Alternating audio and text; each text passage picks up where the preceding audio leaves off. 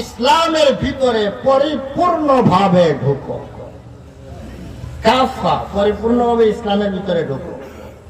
প্রথম কথা হলো ইসলামের মধ্যে পরিপূর্ণভাবে ঢুকো, অর্থাৎ ইসলামের ভিতরে তোমার কিছু অংশ ইসলামের ভিতরে ঢুকাবে আর কিছু অংশ ইসলামের বাইরে থাকবে, এটা হইতে পারে না।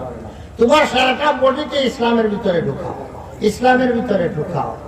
তোমার জিন্দগিতে যত বিভাগ আছে সর্বক্ষেত্রে সব বিভাগে ইসলামের বিধান মানিয়াছে। ইবাদত বন্দেগী যখন করবা তখন ইসলাম কিভাবে ইবাদত বন্দেগী করতে নির্দেশ দিয়েছে সেইভাবে ইবাদত বন্দেগী করবা।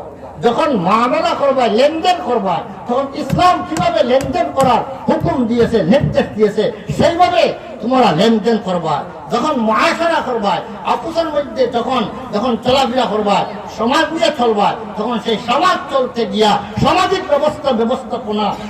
ব্যবস্থাপনা সেভাবেই পালন করবা যেভাবে ইসলাম শিক্ষা দিয়েছে। যখন তোমরা রাষ্ট্র পরিচালনা করবা তখন সেইভাবেই রাষ্ট্র পরিচালনা করবা যেভাবে কোরআন শিক্ষা দিয়েছে, যেভাবে ইসলাম শিক্ষা দিয়েছে, সেইভাবে রাষ্ট্র পরিচালনা করবা।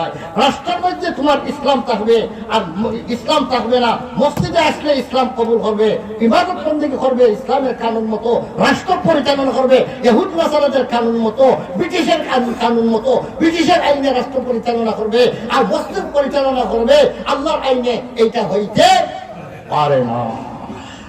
তাহলে ইসলামের ভিতরে পরিপূর্ণভাবে ঢোকার প্রয়োজন আছে কি নাই বলেন তো? ইসলামের ভিতরে রাষ্ট্রকে ইসলামের ভিতরে পরিপূর্ণ ঢুকাইতে হইলে ইসলামী রাজনীতি করার প্রয়োজন আছে কি নাই? ইসলামী রাজনীতি করার প্রয়োজন আছে। আপনি ইসলামের ভিতরে রাজনীতি আল্লাহর পথে রাখিয়া দিচ্ছেন, রাষ্ট্র পরিচালনার নীতি ফর্মুলা বাঁচিয়ে দিচ্ছেন সাহাবায়ে কেরামের মাধ্যমে। আর মুসলিম বিশ্বকে পরিচালনা করাইয়া, মুসলিম বিশ্বকে পরিচালনা করাইয়া আল্লাহ পাক রাসূলের মাধ্যমে মদিনার রাষ্ট্র পরিচালনা করাইয়া আল্লাহ পাক দেখাইয়া দিচ্ছেন কিভাবে রাষ্ট্র পরিচালনা করতে হয়। আমরা যদি সিরাতুন নবীকে মানতে হয়, মুসলিম ইসলামের রাষ্ট্র পরিচালনা করার সেই নীতি রাসূলের নীতির মধ্যে আছে কি নাই? রাসূলের নীতির মধ্যে আছে কি নাই? শুধু ইবাদত বন্দেগী রাসূল শিক্ষা দিয়েছে না রাষ্ট্র পরিচালনার শিক্ষা দিয়েছে?